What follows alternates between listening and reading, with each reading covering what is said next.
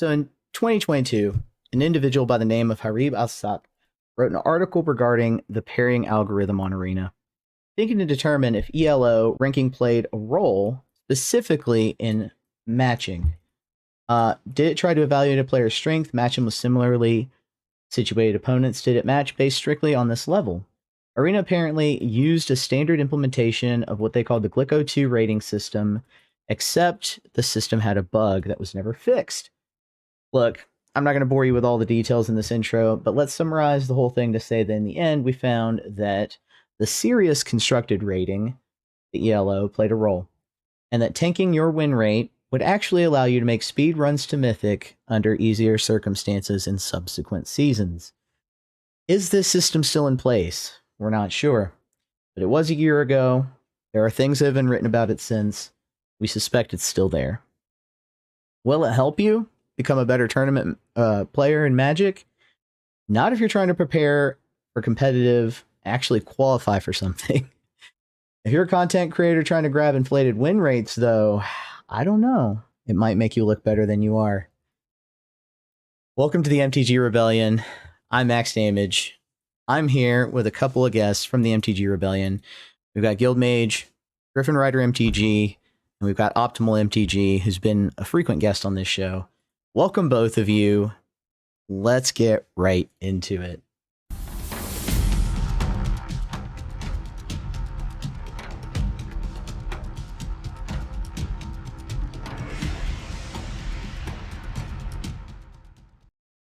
All right. So I won't bore you with the details of this article. There's like one piece I really want to highlight here. But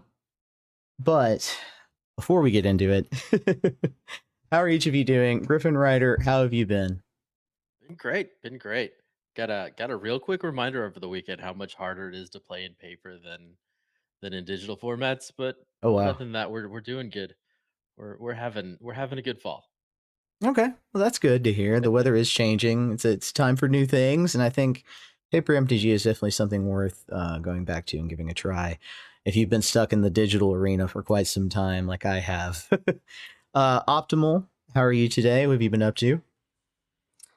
I've just been chilling. I have not touched Paper Magic since the RC I played in last month. Just been chilling, playing a bunch of online Magic, streaming. That's it. Hell yeah! Are you on the Trial of Strength this month? I haven't heard from you since. If that's your goal right now. I currently sitting at Diamond 2. Oh, sweet. But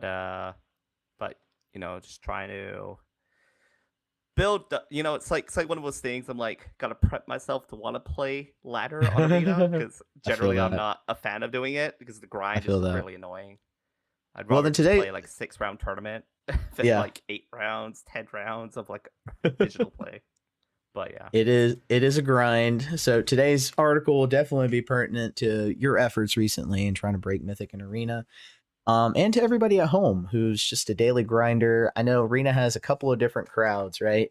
You got the one very casual crowd that, frequents the play queue, really just wants to find the one deck that brings them some dopamine and keep hitting that button, so to speak. And you've also got the crowd that's very competitive. I count myself there, that's trying to get the highest ranking possible, trying to find the most efficient way possible to win.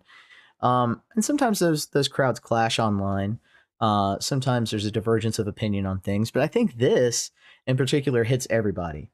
So we'll get to that in just a second. I want to go ahead and break down for the folks today's episode. We're going to talk about that in the first half. In addition to that story today, we do have the following. A bans and restrictions update today, released by, or rather lack of update, released by Wizards, reveals no problems with all current formats. Considering this was after a regularly scheduled emergency BNR meeting, I'm eventually going to get to this question for you guys, and we'll talk about it in the second half. But what does this mean for Magic and future trends regarding bans, if anything at all? So we will talk about that exciting, spicy topic later on. Before we get to that, let's discuss this apparent ranking problem that has been found in the past within Arena's code. So just to summarize the major points of the article, new players are getting low rankings as soon as they enter, They all average out at, I think 1500 is the number for the MMR. On the first season that you're trying to get to Mythic. So that means ranked queue is where this has an effect. As far as I understand it, play queue, you tend to have you tend to be matched up with how many rares, mythic rares, uncommons you have in your deck versus your opponents. And they try to match you up with similar styles and archetypes as well. So I know those two things are in effect when they pair. Not so much how often you win or lose. However, in the ranked queue, that is not true. In the ranked queue, it is all about how often you win or lose. So these players, when you first come in, new players, you're going to get ranked, around other people who are supposedly new. However, what's actually going on because of the bug is that they're getting paired with players who have actually had frequent success in the past, lots of gameplay time, but low mythic ratings because of what's known as an artificial rank tanking. And this article goes into like a drawn Microsoft Paint drawn graph to try to explain just like what the author means. All right, so viewers at home can now see this. It's this little graph where it basically says on this end, let me enlarge this, what the rating distribution should like. So everybody should start out at 1500 on the left side of that top graph. That's really where everybody should start out. You can go all the way up to 9,000. Cue the jokes about going over 9,000. So your power level can be over 9,000. The bottom one is what actually ends up happening is that everybody just kind of converges on that high end, that high 4,500 ranking. And even new players find themselves there after just breaking Mythic and trying to make an attempt. It's really weird. There's like an inflation going on. The later it gets in the season, more points are distributed into the system, and so there's this inflation, and the bug doesn't allow for the system to correct itself. So that's a really weird thing. It's pairing new players with experienced players, and experienced players are able to take advantage of the system.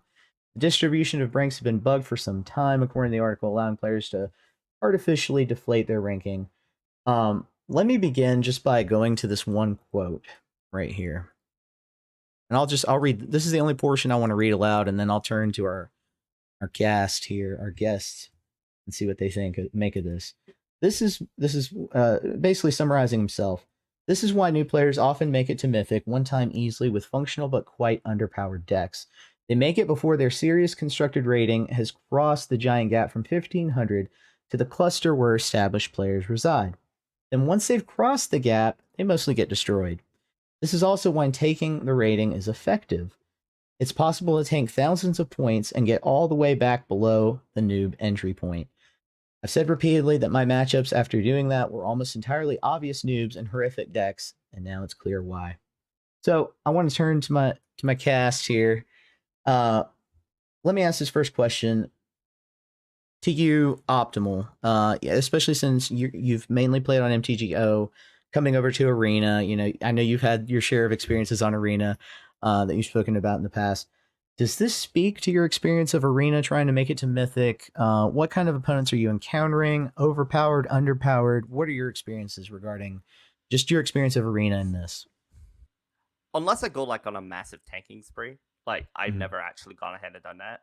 But like I've seen like definitely a couple of years ago, I know there were people doing tests of just tanking into like, especially in Mythic, they were tanking to like negative like 100, 1000% or whatever, just because you could continuously tank to no end. It didn't matter. Like there would be people where I get paired and then they just auto concede and then just go. I think for the most part Wizards have kind of cleaned that up, but I feel like the ELO thing is still kind of there. It's just that people aren't doing it outright anymore.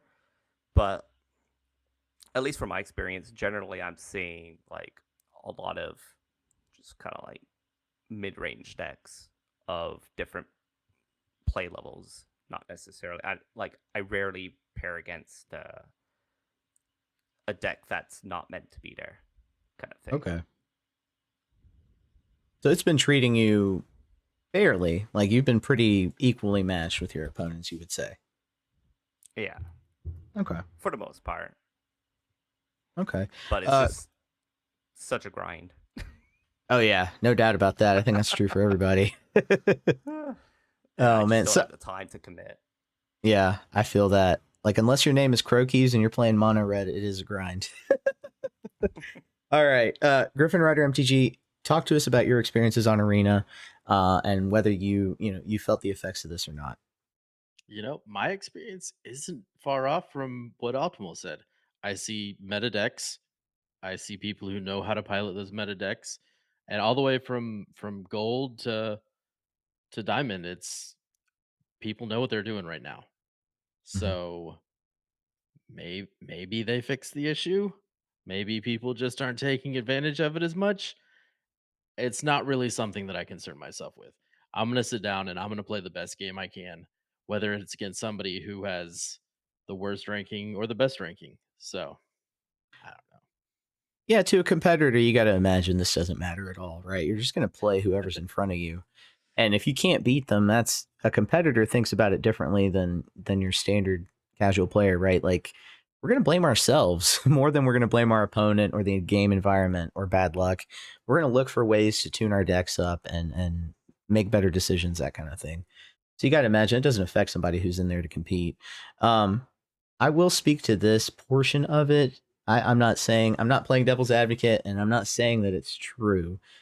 But I think where you see this come into effect the most spoken about way in any case is, and of course, I hate to bring up the 1% of MTG player base that is actually on social media, but you hear about it on social media. You hear about content creators being the ones that do this to inflate deck videos, gameplay videos, inflate their status. And, in the past, if you'd have asked me maybe 2 years ago, a year and a half ago, if I thought this was going on, I probably would have given you an inflated yes. Right? The cynicism in the atmosphere of MTG discourse is just so toxic that it's almost like an auto complaint. If you hear about this going on, you're gonna be like, what the heck? And then there's pitchforks and hellfire to pay. And I don't think that's always fair. So whether content creators do this on like a wide scale, I'm not that cynical anymore. I don't think that's the case.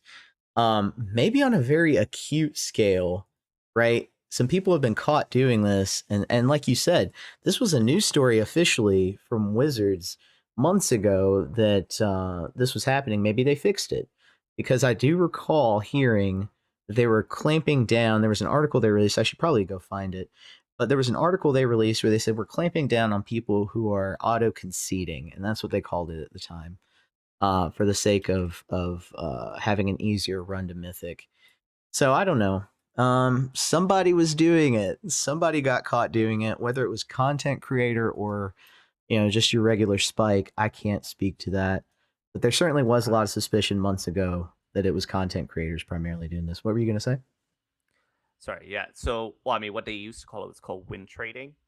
Mm-hmm. So basically, friends would try to pair up against each other. Oh. At the same time. Kind of situation, get free wins off each other. It's got to be tough to pull off. Well, it was a lot easier on MTGO where That you too. had you only had like 8 people in an event, so it was a lot easier for people to pair up against. It was like Legacy or something, one of the Eternal formats where there weren't a whole lot of people queuing up to begin with, and just you could get a group of 4 or 5 people that colluded together to make sure that they finished in the top. Okay, yeah, that makes Legacy sense. and Standard were plagued by them. That's what I heard. Is that was a problem for a while. I don't know. I haven't heard in a long time about it, if it's been fixed or what. Apparently, it still goes in Legacy, but they don't do anything about it anymore because it's Legacy. That makes sense. All right, I wanted to bring up real quick before we talk about the Wizard side of this or speculate on it. These are the arena algorithms as posted on Reddit. And of course, this is not official Wizard statement, but this is our understanding, the general MTG community's understanding of how hand smoothing and the pairing algorithm work within each format. And I've read this. I think this is all correct. This is how I've believe it to be. If somebody showed me evidence to the contrary, I would change my beliefs. But until then, this is how I think it works. Best of one play queue, hand smoothing in effect, deck weighted matchmaking, I described earlier as a number of rares and mythics, and the least random, right? They really want to curate your experience of the best of one play queue so that you come back for more, right? They don't want to dissuade you with really bad games, so they're going to pair you with people who are have similar deck strength, and that's how they do it. Best of one ranked, and this is controversial, but I don't think it is anymore. It used to be, but we've pretty much confirmed there's hand smoothing in effect for the best of one ranked queue. And then of course the MMR that we just described comes into effect there as well. A lot of people don't know that, and we're all about spreading the information. That's one of the reasons why we focus so much on why I personally focus so much on best of 3 ranked over best of 1 ranked, is because of the hand smoothing and how much that actually affects deck building and what decks get favored over others and win rates there. In any case, best of 3 ranked, no hand smoothing, opponents based on MMR again, and considered the most random play mode on Arena. So that's basically how all that works. And then of course you've got your other formats: limited, best of 1, hand smoothing, opponent based on a win-loss record, and then best of 3 just based on opponent's win-loss record. So yeah, that's how the formats break down with all those factors at play. I want to ask you guys another question. What does Wizards risk by fixing, if they haven't already, this system? What do they gain? Basically, let me just summarize that question into one. What if any effect would something like that, if it were in play, have on Wizards? Is this something that they would want to prioritize? Something the player base would complain about if we found out tomorrow, yes, this is still a bug? Or, why fix it? Leave it alone. What do you guys think? Griffin Rider first.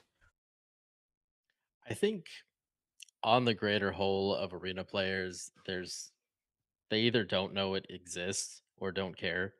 So I really don't think it would be that big of a deal if Wizards either fixed it or didn't fix it or said it was a problem. Like, it would just completely miss like 90% of Arena's players altogether. Yeah, As most of us know, a lot of Magic players aren't quite as tuned into the social media world that some of us on the content creator side are. Right? I think that's very true. I have a sneaking suspicion from my early Arena days. I'm going back to this belief that like 80% of people who play Arena are like just working schlubs, trying to get a few games in every night or once a week on Saturdays. It's not it's not like you and me, right? We're trying to make a name for ourselves, look good, stream some content, create some content around it. So there's different interests at play, is what I'm trying to say. I think I agree with you. Optimal, what's your take? I mean, we all know that the shuffler is rigged. Let me get the tinfoil hat. Where's that? No, it's all seriousness though. Yeah, I mean, the amount of times that I see that on either Twitter or on Facebook is very frequently. But overall, yeah, I mean, it's either in best of 1, the hand smoother, kind of helps out decks like mono red, or you have someone playing some other deck and they're like, the shuffler's rigged, I'm drawing too many lands, or this or that, right? So I feel like there's no real in between, but it's kind of what it is for best of 1. But you'll never see any of these people playing best of 3, right? Because they're just there to just jam a bunch of matches with like spare time in between, right? They just want things to go quick. Exactly. Like that, right? No real time investment. Yeah, it's just, and why would they invest that much time? They're not trying to make it to the Worlds or to the Pro Tour or anything like that. Look, here's the, let's go ahead. Thank you for your takes, gentlemen. I think overall, on the whole, this problem, whether it actually went away or not, there's always going to be that group of MTG Redditors and social media people that speculate. So this problem's not going to go away. I think this conversation is going to come up again, and Wizards may have to just like either actually fix the bug if it's real and announce that they did, or they're going to have to just come out and say, hey, this was a thing a year ago, but it's no longer true. And some arena dev's going to get dragged out to explain how that works.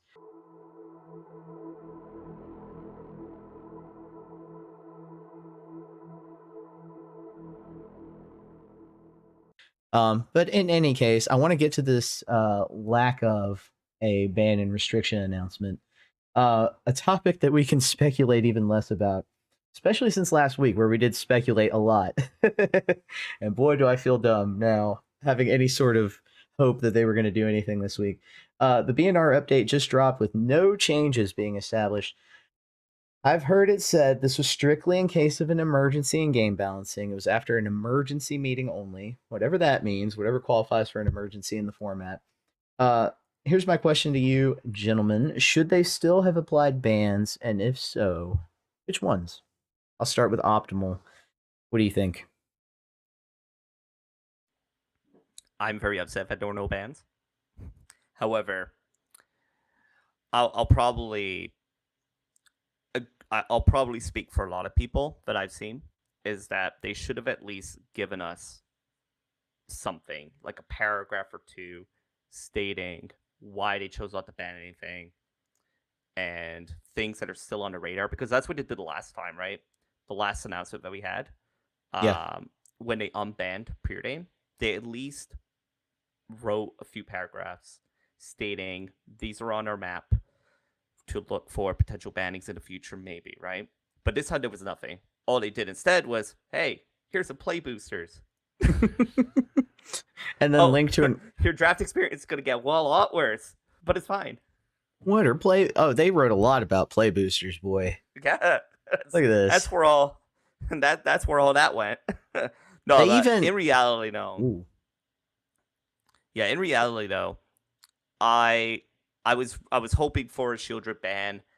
I think the last time we talked, we also were considering the Wandering Emperor, and Pioneer. I was hoping for like something to finally hit, but I guess they're waiting for Cavern to come out to see if that does anything.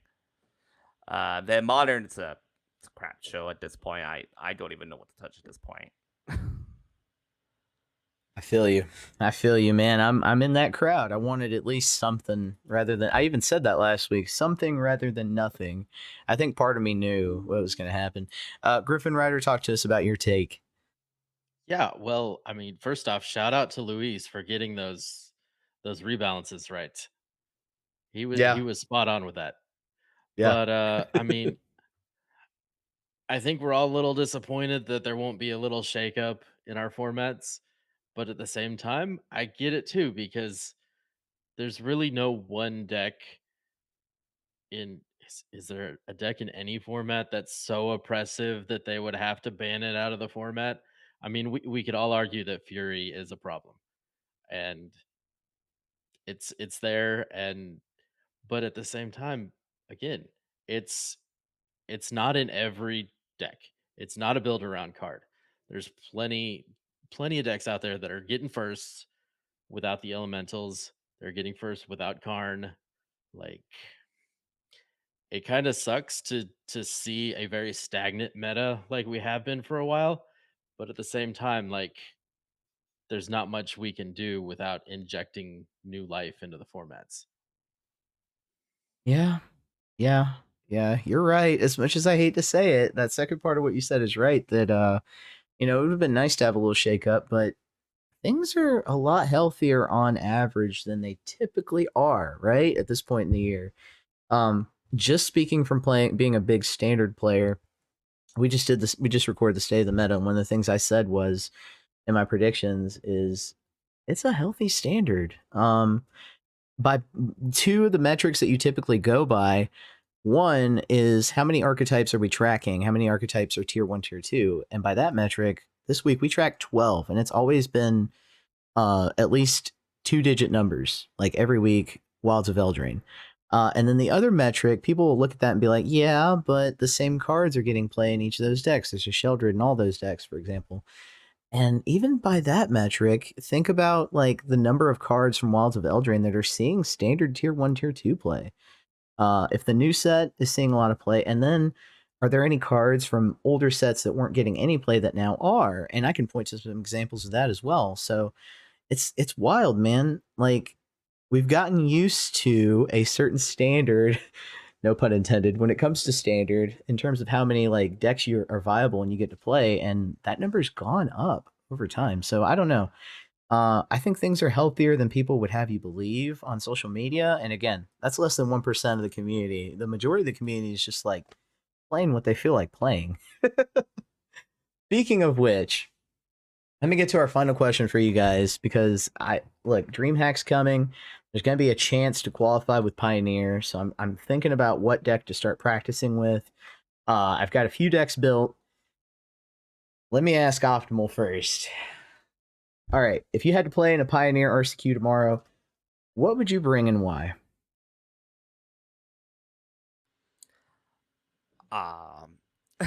My bias. For Pioneer, my bias is obviously spirits.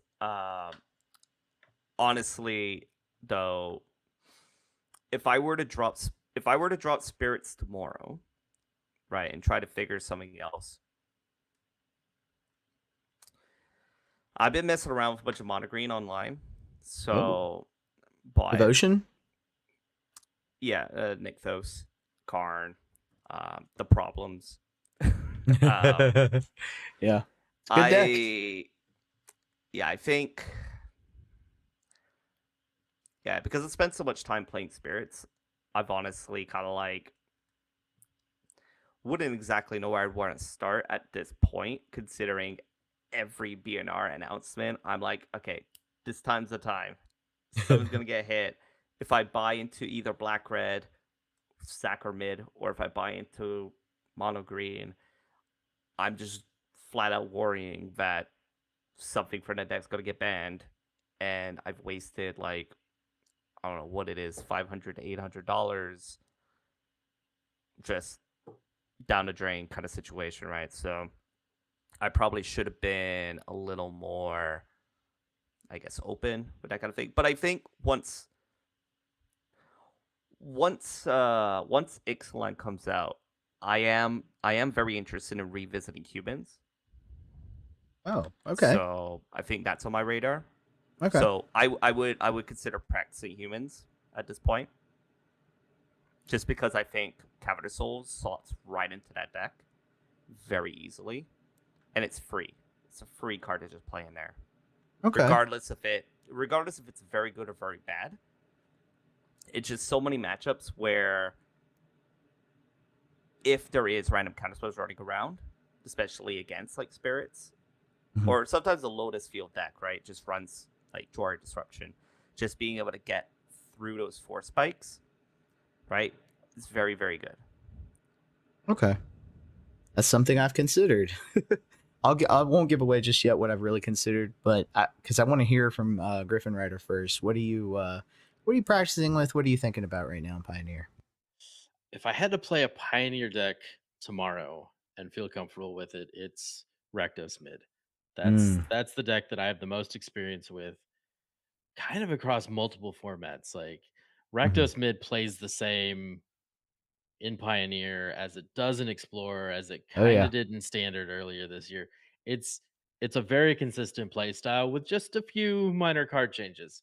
Now, if you gave me a little while to practice and have a chance to get comfortable with something else, I would be leaning into Saktos right now. I think Ooh. Okay. I think that's where I would easily accelerate with a deck. But now you, Max, what's your deck? Oh man, that's a good question. So I've got two to pick from, and I'll decide on one. But just suffice it to say, for now, I've built Is It Phoenix, which has had a few victories lately. I don't know, and it's kind of everywhere. If you're looking at MTG Top 8, according to it, 15% of the meta share in events lately. And I can understand why. The graveyard hate seems to have gone away a little bit. I also have Gruul Boats, and Gruul Boats is still adapting, still evolving in its current form. So I don't know. I'm actually, Phoenix seems like the wiser choice, but to me, Gruul Boats is more my comfort zone and what I feel I would be best at piloting. And Sky Console Sovereign is just such a great card, and Eska's Chariot and Foldarin Thrill Seeker. There's just so many good little pieces that work in that deck. So I don't know. I think Rule Boats would probably be the more the new fun saga? one. Which one? The The three. The Huntsman. That's another one that I've got written down in my alternates cards I need to go get anyway list Apparently in case that I card's go in very that direction. You go like turn 1 elf into turn 2 saga, and you're just like off to races. That's what I've heard. That's what I've heard. So I'm looking at that as well. Yeah, I don't know, man. I think there's enough options to keep me enticed in Gruul Boats. But we could honestly discuss and speculate all day about any of these things, especially Pioneer play, my God. But we're actually out of time for today. Thank you to each of our guests, Griffin Rider MTG, Optimal MTG. You guys are awesome. Thank you for being here today. And I just want to ask each of you, where can folks find you in the following weeks? Where are you at right now, Griffin Rider MTG? I'm still hitting the RCQs, still playing paper. I need to knock the rust off, and I need to feel comfortable sitting down at a table and actually playing in person. Oh yeah, and that takes more time than people think it does when you're shifting back from digital. So I'm gonna need to make that move as well. Optimal MTG, where can folks find you this week and the following weeks? Where are you at? Still not playing. Well, I will be playing Paper Magic, but not for RCQs. So this week I'll be from like Wednesday until Sunday. I'll be in Madison, Wisconsin for CubeCon #2. Ooh. It's gonna be a great time. If anybody listening to this will be there, come look for me. It'll be a great time. Because I love Cube. Cube's great, fantastic, all the time. Apart from that, yeah, just chilling at home. I think I've got like a couple of opens coming up in November and December, and then there's the second regional championship in Toronto near the end of November that I have as well. So those are my paper endeavors, but for the most part, it's just going to be still a bunch of online streaming, Digital Magic Arena, Magic Online, and such. Hell yeah. All right. Y'all be sure to catch Optimal MTG on Twitch. And I'm going to pitch what we've been doing at the Rebellion YouTube channel lately, which is we just created our subscription tiers. You can support us for just $1 a month. Actually, not even that, 99 cents a month. And you'll get your own set of emotes, your own set of badges to show off during the premiere of our videos, which we do weekly. And we've got some new formats coming. So come check us out. Come see what we're all about, the Rebellion, and show your Rebel status. I encourage you to do that. All right. Thank you. That's enough time. We're out. But be sure to check out all of our other content. Tomorrow at noon, the newest State of the Meta is premiering, and you'll definitely want to catch it. There's a few more decks we're keeping track of. New brews from the Brewers Corner, and there's some shifts in the meta, guys. I was surprised to see what happened over this past weekend, and I suspect there's going to be even more shifts right up to the release of Caverns of Ixalan for Standard. So, in any case, thanks for everything, fellas. From everyone at the MTG Rebellion, UNTAP, upkeep, resist. Resist. Good night, everybody.